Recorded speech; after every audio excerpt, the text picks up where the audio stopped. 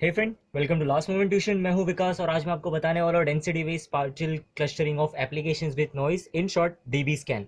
सो dB scan algorithm होता क्या है? सबसे पहली चीज है डेंसिटी बेस्ड है, और क्यों हम लोग को ये लगता है वो एक मेन मोटिव है। अगर मैं किसी भी नॉर्मल पोजिशनिंग या के मीन्स के मिनॉइड ऐसे कोई एल्गोरिथम की बात करता हूँ, तो जब ये क्लस्टर्स बनाते हैं तो ये क्लस्टर्स यूजुअली स्फेरिकल शेप में होते हैं। बट ज़रूरी नहीं है कि आपका रियल टाइम डेटा इतना स्मूथ हो कि आपके क्लस्टर्स हमेशा स्फेरिकल हो। और होता क्या है इन पर्टिकुलर के मीन्स या वगैरह का डीमेरिट है। वो डीमेरिट क्या है? आउटलायर्स को ये लोग अच्छे से एनालाइज नहीं कर पाते। तो इसके लिए हम लोग को लगता है डीबी स्कैन जैसे एल्गोरिथम जो डेंसिटी बेस्ड होता है। So what do mean by density? First of all, तो डेंसिटी मतलब होता है सिंपल टर्म्स में पॉपुलेशन, मतलब आपके पॉइंट्स दिए हुए हैं और ये जहां पर ज्यादा पॉपुलेशन होगा उसे कंसिडर करेगा। तो अब ये पॉपुलेशन जो पूरा पार्ट है वो 5 फैक्टर्स पे डिपेंड करता है। एक एप्सिलॉन नेबरहुड, मैं बताता हूँ इस डायग्राम के थ्रू। एक है मिनिमम पॉइंट, एक है core point, then border point and then noise point. तो ये 5 पॉइंट्स जो हम लोग कंसिडर करने वाले हैं अभी।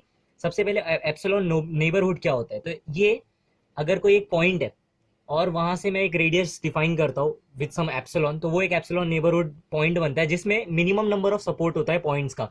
सो minimum point just in my case it is equivalent to 3। तो 3 अगर मैं यहाँ पर देखता हूँ, so it's 1 point, it's 2 point, it's a 3 point for this particular circle. यहाँ पे चौथा पॉइंट भी है, ऐसा कुछ नहीं कि मैं उसे कंसिडर नहीं कर सकता, मैं उसे भी कर सकता हूँ। बट मिनिमम 3 पॉइंट्स तो होने ही चाहिए। सो ये मेरा एप्सिलॉन नेबरहुड और मीन पॉइंट्स बताता है। अगला होता है कोर पॉइंट।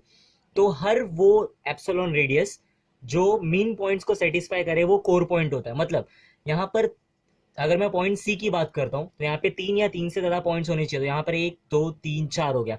पॉइंट बी की बात करता हूँ, 1 2 3, अगेन 4।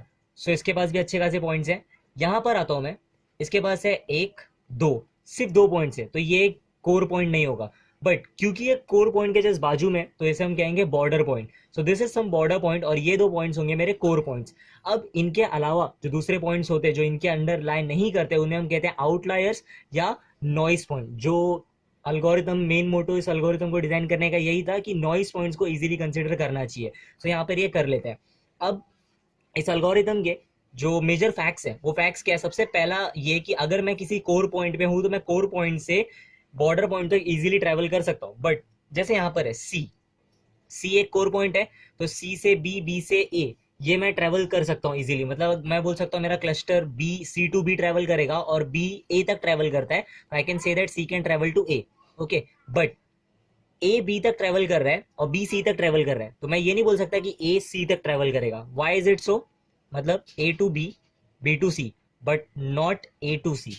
ये इसलिए ऐसा होता है क्योंकि ए एक कोर पॉइंट नहीं है, और कभी भी अगर एलिजिबिलिटी फॉलो करूं तो कोर पॉइंट से ही ट्रेवर्सल पॉसिबल है टू सम अदर पॉइंट। मतलब ट्रांजिटिविटी तभी पॉसिबल है जब तुम्हारा इनिशियल पॉइंट कोर पॉइंट होगा, otherwise it is not possible. So ये था डीबी स्कैन का जो main motto. So that's it for video. Thank you for watching. और नोट्स के बारे में लिंक में डाल दिया। Okay, thank you for watching.